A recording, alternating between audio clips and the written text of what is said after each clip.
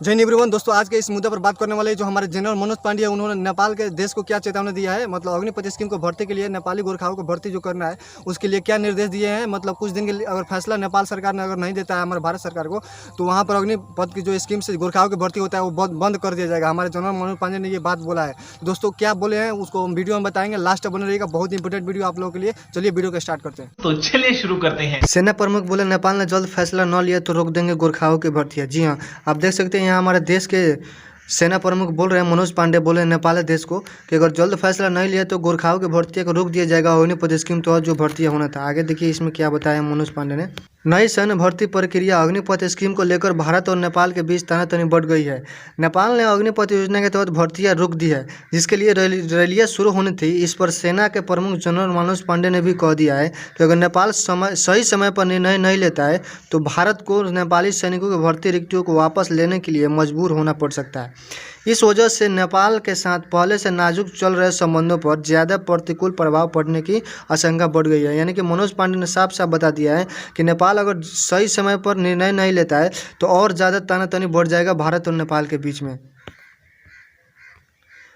भर्ती रैली और चयन प्रक्रिया के माध्यम से पहले चरण में कुल 40,000 अग्निवीरों की भर्ती की जानी है। इसके लिए दिसंबर में 25,000 और फरवरी में 15,000 अग्निवीरों को प्रशिक्षण दिया जाना है।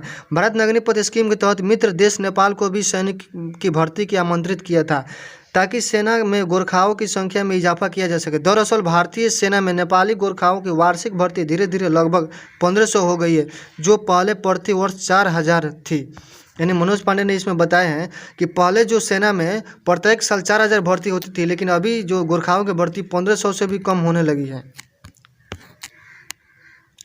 भारतीय सेना में इस समय 7 गोरखा रेजिमेंट शामिल है, जिनमें लगभग 30,000 नेपाली नागरिक सेवा कर रहे हैं। प्रत्येक रेजिमेंट में 5 से 6 बटालियन है। नेपाल में 1.3 लाख से अधिक पूर्व सैनिक भी है, जो भारतीय सेना की ओर से अपनी पेंशन प्राप्त कर रहे हैं। अग्निपथ योजना के तहत 1,300 नेपाली युवाओं की भर्ती की जानी है। नेपाल में भर्ती रैली के लिए गोरखा रिक्रूटमेंट डिपो नेपाल के बुटवल और धरान में भर्ती रैली की तारीख घोषणा की गई थी।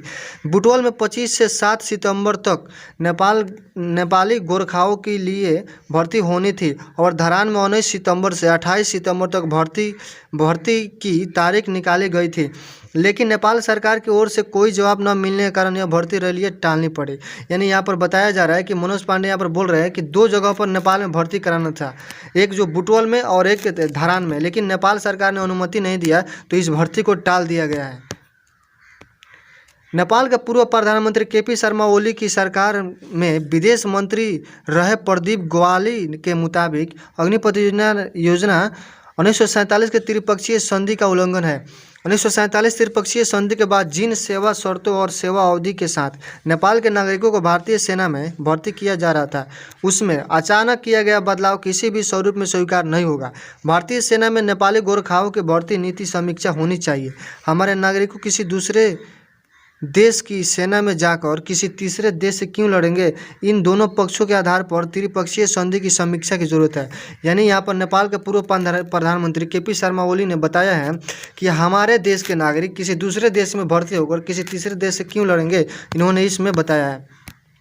अग्निपथ स्कीम को लेकर नेपाल के इस रवैये पर thinks tank United service institute of India के एक कार्यक्रम में सेना के प्रमुख जनरल मनोज पांडे ने कहा है कि अगर काठमांडू निर्धारित तारीख के अनुसार भर्ती रैलियों की अनुमति नहीं देता है तो नेपाली गोरखाओं के भर्ती के लिए आवंटित रिक्तियों को कुछ समय के लिए दूसरों को देना पड़ेगा। अगर नेपाल सही समय पर निर्णय नहीं लेता है तो भारत को नेपाली सैनिकों की भर्ती रिक्तियों को वापस लेने के लिए मजबूर होना पड़ सकता है।